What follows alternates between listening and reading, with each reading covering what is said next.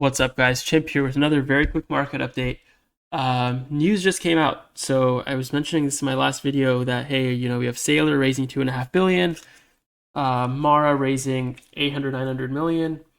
And I thought it was strange how easily the market absorbed like the 80K BTC sell. And I think this sort of explains it. Very likely, whatever OTC desk, I guess it was Galaxy that was selling it, probably brokered a deal with Saylor where it was like, to the seller, it's like, hey, you can get a fill without moving the market, and for Saylor, it's like, hey, you can buy this Bitcoin without moving the market, right? So they basically brokered this OTC deal, which now means that Saylor is basically, I wouldn't say he's totally tapped out of cash, but he has a lot of problems now. First of all, he has 5 billion in preferreds, which he's gonna owe 500 million a year in dividends on. His premium on MicroStrategy equity is collapsing. So his ability to offer at the money offerings for the equity itself is diminished.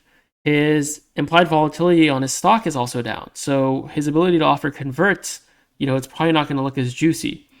So to me, it looks like the major buyer here is sort of tapped out. You also have other treasuries obviously slowing down. And let's look at the ETF, right? The ETF has been mediocre basically since the start of last week. And I've been mentioning this on my videos. You get some outflow days, you get some inflow days, nothing major. Like this is not much is going on here with the ETF.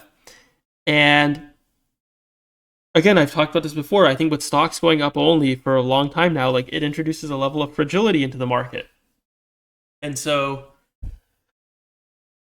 my gut feeling is that the market's running out of buyers. Now, that doesn't mean that sellers are going to come out of the woodwork tomorrow, but I think it provides some. It provides some. Let me reload this tab here real quick while I'm at it. Okay. It provides some fragility in the market, and I don't think that's a good sign. Okay, let's talk a little bit about global open interest. I've been talking about this for the last few weeks. It hit 90 billion, then it hit 100 billion. Right now, we're back at about 97. Nothing, again, like when you look at where it was before we pumped versus now, like it's clearly still super elevated.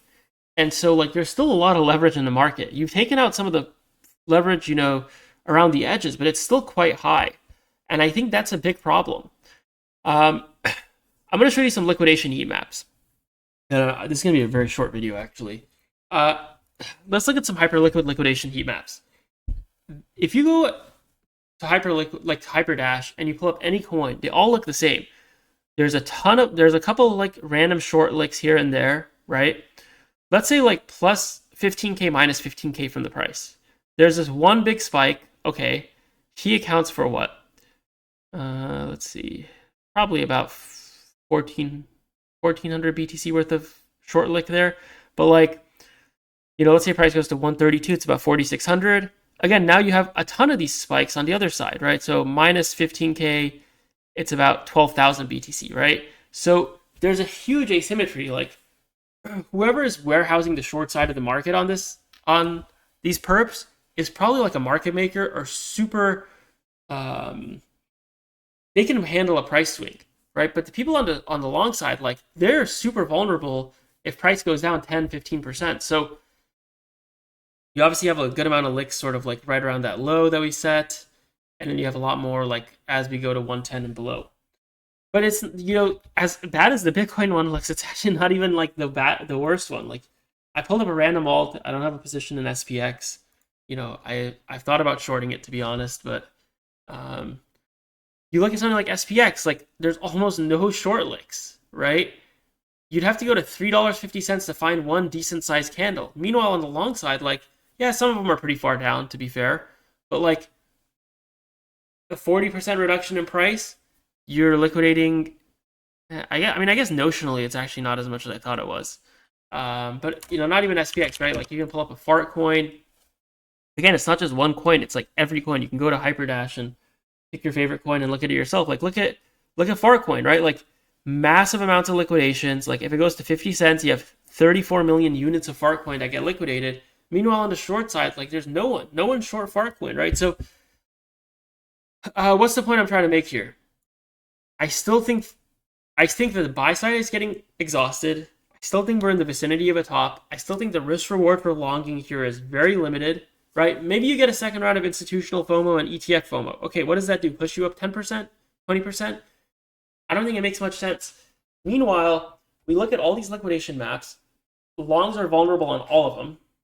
We look at open interest. Open interest is elevated, right? So the risk reward to me is so skewed to the downside. What's Saylor going to come up with next, right? Like, at this point, whatever Saylor does is actually, and again, he could pause all his dividends on the preferreds, but he still has that debt on the converts.